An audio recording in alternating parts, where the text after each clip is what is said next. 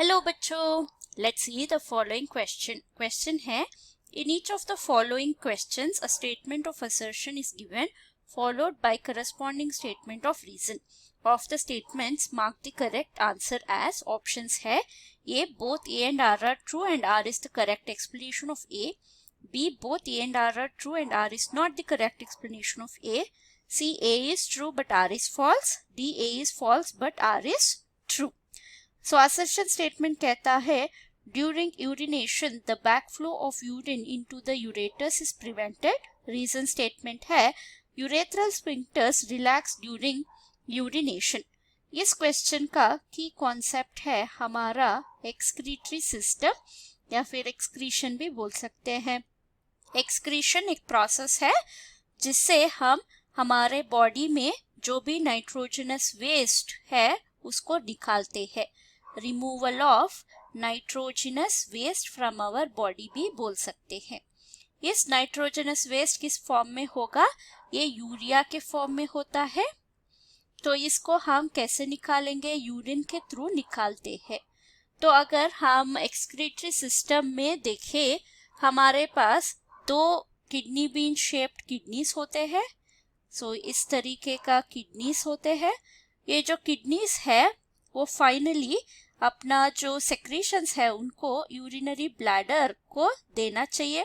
तो ये एक फंक्शन करता है हमारा यूरेटर, जो किडनी से यूरिन कलेक्ट करके यूरिनरी ब्लैडर को पहुंचा देती है, कुछ इस तरीके का.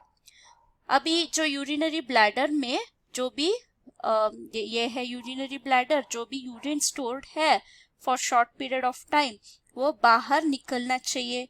तो वो काम करता है हमारा यूरेथ्रा, जो बाहर निकालता है हमारा यूरिन को. तो ये है यूरेटर और ये है किडनी.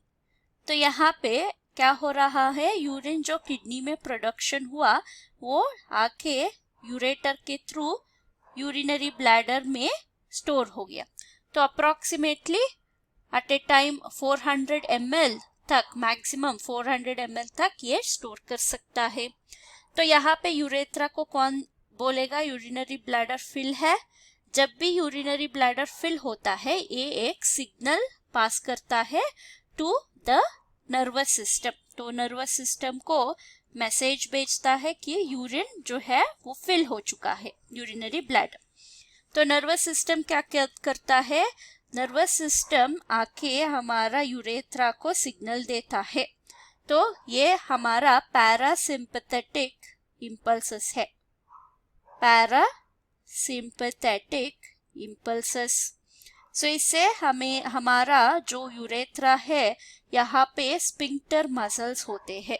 तो यहाँ पे स्पिंक्टर मसल्स होते हैं. वो दो तरह के स्पिंक्टर मसल्स होते हैं, एक इंटरनल एक एक्सटर्नल. तो अगर हमें वॉलंटरीली यूरिनेट करना है तो एक्सटर्नल स्पिंक्टर मसल्स की रिलैक्सेशन चाहिए होता है, रिलैक्स. सो इसके बाद हमारा क्या होगा? यूरिनेशन या फिर मिक्चुरेशन हो जाएगा. तो ये है process of elimination of urine. तो अगर स्टेटमेंट देखा जाए तो पहला स्टेटमेंट था हमारा during urination backflow of urine into ureter is prevented. ये है ट्रू स्टेटमेंट. तो बैकफ्लो कभी भी नहीं होगा क्योंकि यूरेटर्स जो है वो ऑब्लिकली प्लेस्ड होता है, ऑब्लिक प्लेसमेंट. तो इसीलिए वापस यूरेटर्स में नहीं जा सकता. रीजन स्टेटमेंट है urethral sphincter relax during urination. ये भी ट्रू है, स्टेटमेंट ट्रू है, पर ये करेक्ट एक्सप्लेनेशन नहीं दे रहा है. तो हमारा आंसर होगा both A and R are true and but R is not the correct explanation of A. तो हमारा आंसर है option B. Hope you have understood the concept. Thank you and all the best.